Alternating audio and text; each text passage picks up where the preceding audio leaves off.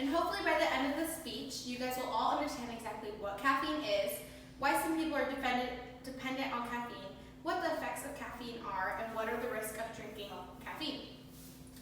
How many of you all rely on caffeine in order to kickstart your mornings? I know I do. I also find myself wanting to go and drive to Dunkin' Donuts in the morning just to get a cup of coffee before class. Caffeine has become such a necessity to our society today.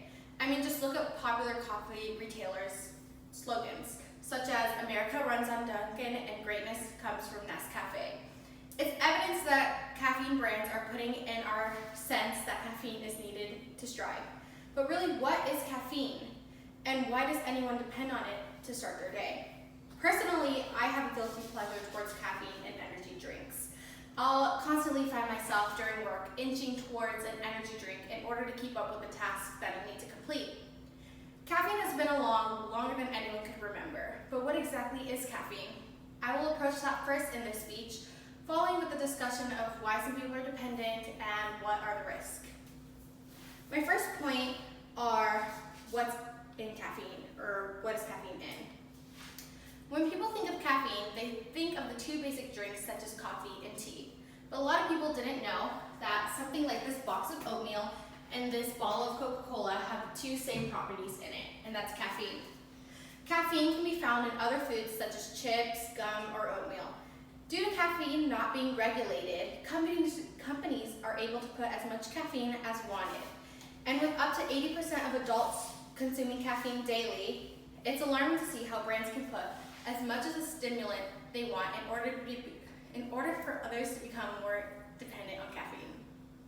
But what exactly is caffeine? Caffeine is a natural central service stimulant that is produced of a methylcaffeine class. It is the world's most widely consumed psychoactive drug. Once ingested, the stimulant is taken in from the gut into the bloodstream and functions by blocking the effects of adenosine, which makes the brain tired. Since caffeine is a stimulant, it can also block other effects.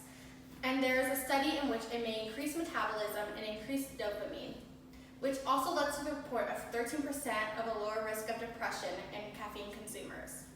Although these all may seem like very immense and great benefits, there are those that are overly dependent on caffeine and look towards caffeine in their everyday lives, which leaves a huge risk towards our health.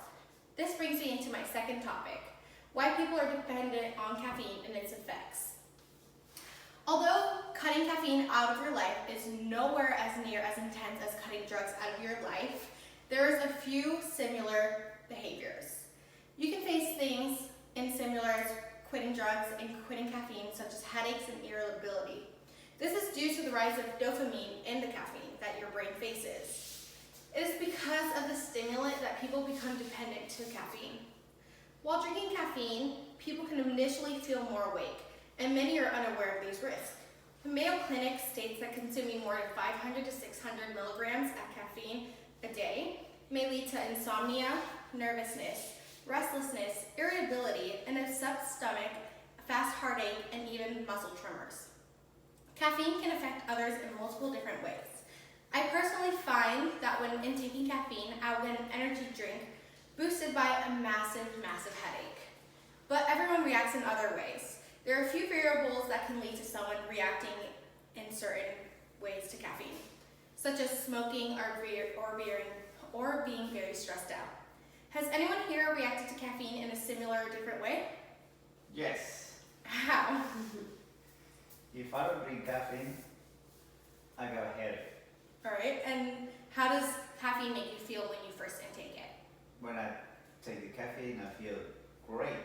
But the downside of this is it makes me go to the bathroom right away. So everyone reacts to caffeine in similar or different ways. And this is overall because of how people are more sensitive to caffeine than others. In conclusion, caffeine may be great for someone to get a boost of energy, but you guys must always be careful about the amount of caffeine that is being consumed and the risks that it may entail. Everyone comes to face a time where caffeine may be a useful stimulant to get through their day. But I believe this quote by Candace M. Campbell sums up the overall stigma of caffeine. When you find yourself pushing through your day with caffeine or sugar, take it time to listen to yourself and to take a risk. Thank you all for listening, and remember to take your caffeinated drink responsibly.